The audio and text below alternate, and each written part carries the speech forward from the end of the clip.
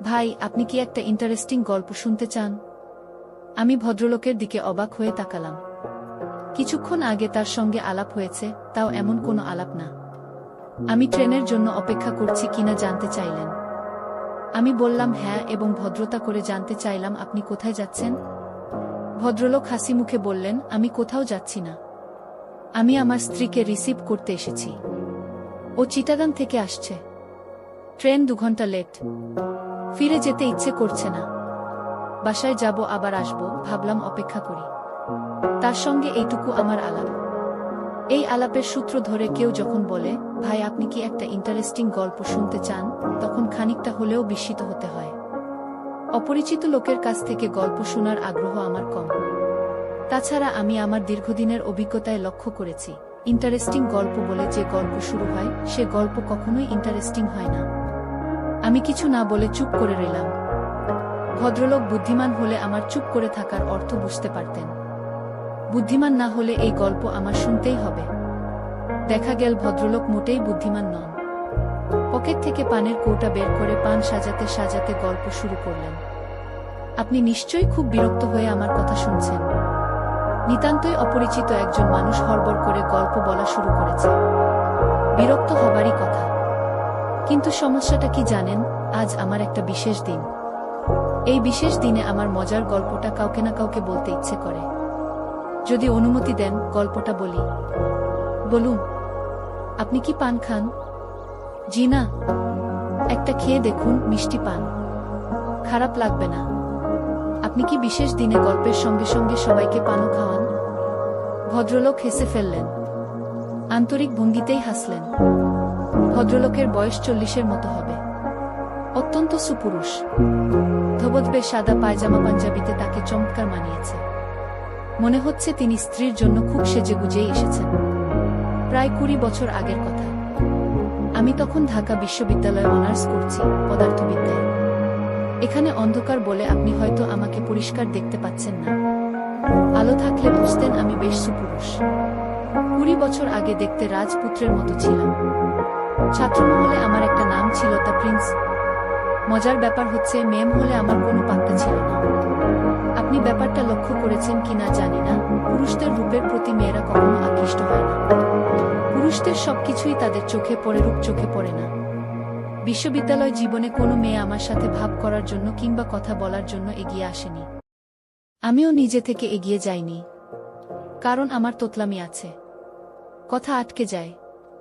আমি ভদ্রলোককে থামিয়ে দিয়ে বললাম, আমি তো কোনো তোতলামি দেখছি না। আপনি চমৎকার কথা বলে যাচ্ছেন। বিয়ের পর আমার তোতলামি সেরে যায়। বিয়ের আগে প্রচণ্ড রকম ছিল।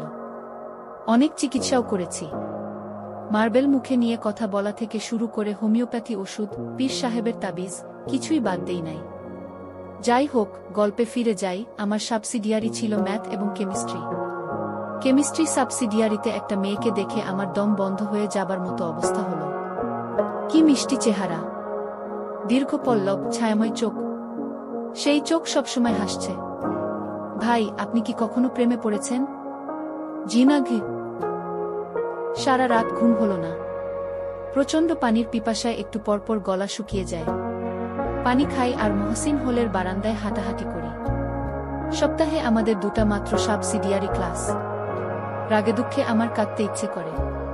প্রতিদিন একটা করে সাবসিডিয়ারি ক্লাস থাকলে কি ক্ষতি হতো? সপ্তাহে 2টা ক্লাস মানে 50 মিনিট করে 100 মিনিট। এই 100 মিনিট চোখের পলকে শেষ হয়ে যায়।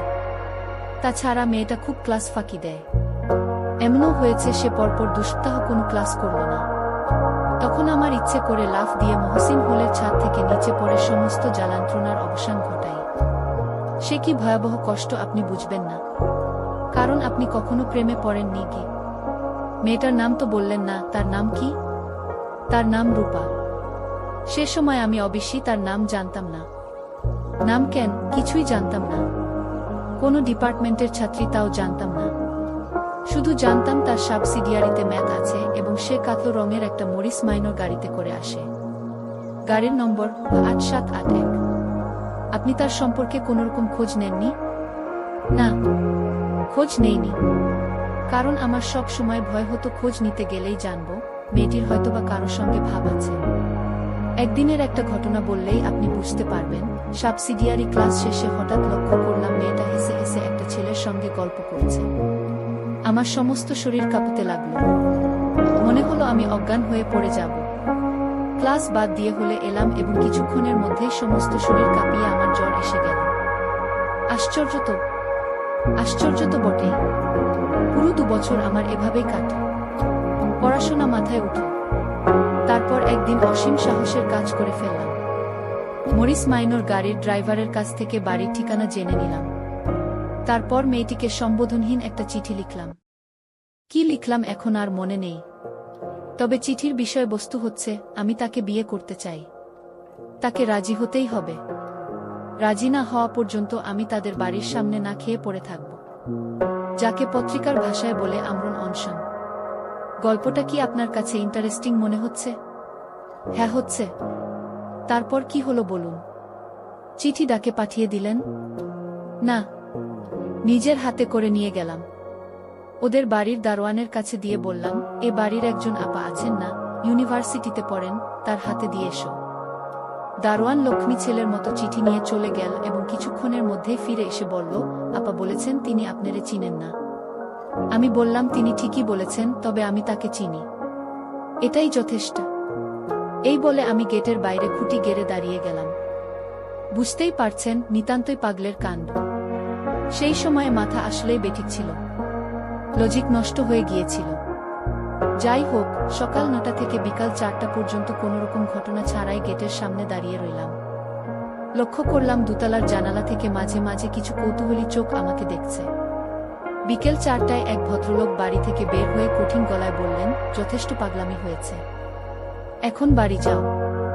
আমি তার চেয়েও কঠিন গলায় বললাম, যাব না। পুলিশে খবর দিচ্ছি। পুলিশ এসে তোমাকে ধরে নিয়ে যাবে। কোনো অসুবিধা নেই, খবর দিন।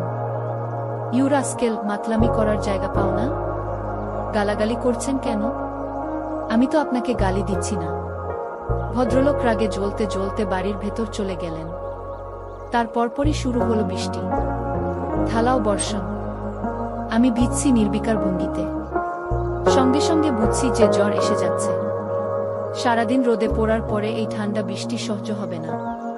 তখন একটা বেপরোয়া ভাব চলে এসেছে, যা হওয়ার হবে। ক্ষুধায় ক্লান্তিতে শরীর অবসন্ন। মাঝে মাঝেই মনে হচ্ছে এই বুঝি মাথা ঘুরে পড়ে গেলাম। ইতোমধ্যে আমি আশেপাশের মানুষদের কৌতূহলী দৃষ্টি আকর্ষণ করতে সমর্থ হয়েছি। বেশ কয়েকজন আমাকে জিজ্ঞেস করলেন, কি হয়েছে, এখানে দাঁড়িয়ে ভিজছেন কেন?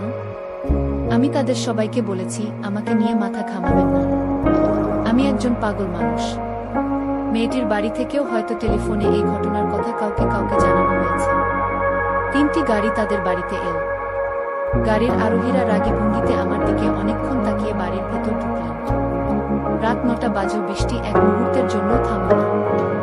জ্বরে আমার গা পুড়ে যাচ্ছে। দাঁড়িয়ে থাকতে পারছিলাম না। পা ছড়িয়ে বসে পড়লাম। দারোয়ান এসে আমাকে ফিসফিস করে বলল, সাহেব পুলিশ আনতে চাইতেছেন, বড় আফা রাজি না। বড় আফা আপনার অবস্থা দেখা খুব কাঁদতাছেন। টাইট হইয়া বইসা থাকেন। আমি টাইট হয়ে বসে রইলাম। রাত 11টা বাজল। ওদের বারান্দায় বাতি জ্বলে উঠল। বসার ঘরের দরজা খুলে মেয়েটি বের হয়ে এল। মেয়েটির পেছন পেছন ওদের বাড়ির সব কজন মানুষ। ওরা কেউ বারান্দায় নামল না। মেয়েটি একা এগিয়ে এলো, আমার সামনে এসে দাঁড়াল এবং অসম্ভব কোমল গলায় বলল, কেন এমন পাগলামি করছেন? আমি হতভম্ব হয়ে তাকিয়ে রইলাম। কারণ এই মেয়ে সেই মেয়ে নয়, অন্য একটি মেয়ে। একে আমি কোনোদিন দেখিনি। মরিস মাইনর গাড়ির ড্রাইভার আমাকে ভুল ঠিকানা দিয়েছে, হয়তো ইচ্ছে করেই দিয়েছে। মেয়েটি নরম গলায় বলল, আসুন, ভেতরে আসুন, টেবিলে খাবার দেয়া হয়েছে, আসুন তো। আমি উঠে দাঁড়ালাম। বলতে চেষ্টা করলাম, কিছু মনে করবেন না, আমার ভুল হয়ে গেছে। আপনি সেই মেয়ে নন, আপনি অন্য একজন। মেয়েটির মমতায় ডুবানো চোখের দিকে তাকিয়ে এই কথা বলা সম্ভব হলো না। এত মমতা নিয়ে কোনো নারী আমার দিকে তাকায়নি। জ্বরের ঘোরে আমি ঠিকমতো পা ফেলতে পারছিলাম না। মেয়েটি বলল, আপনার বোধহয় শরীর খারাপ, আপনি আমার হাত ধরে হাঁটুন, কোনো অসুবিধা নেই। বাসার সবাই বারান্দায় দাঁড়িয়ে কঠিন চোখে আমাদের দিকে তাকিয়ে আছে। তাদের সবার কঠিন দৃষ্টি উপেক্ষা করে মেয়েটি হাত বাড়িয়ে দিল। যে গভীর ভালোবাসায় হাত বাড়াল সে গভীর ভালোবাসা উপেক্ষা করার ক্ষমতা ঈশ্বর মানুষকে দেননি। আমি তার হাত ধরলাম। এই 20 বছর ধরেই আছি। মাঝে মাঝে এক ধরনের অস্থিরতা বোধ করি। ভ্রান্তির এই গল্প আমার স্ত্রীকে বলতে ইচ্ছে করে, বলতে পারি না। তখন আপনার মতো অপরিচিত কাউকে খুঁজে বের করি, গল্পটা বলি, কারণ আমি জানি এই গল্প কোন দিন আমার স্ত্রীর কানে পৌঁছাবে না। আচ্ছা ভাই, উঠি, আমার ট্রেন এসে গেল। ভদ্রলোক উঠে দাঁড়ালেন। দূরে ট্রেনের আলো দেখা যাচ্ছে, রেললাইনের ঘর ঘর শব্দ উঠছে। ট্রেন সত্যি সত্যি এসে গেল।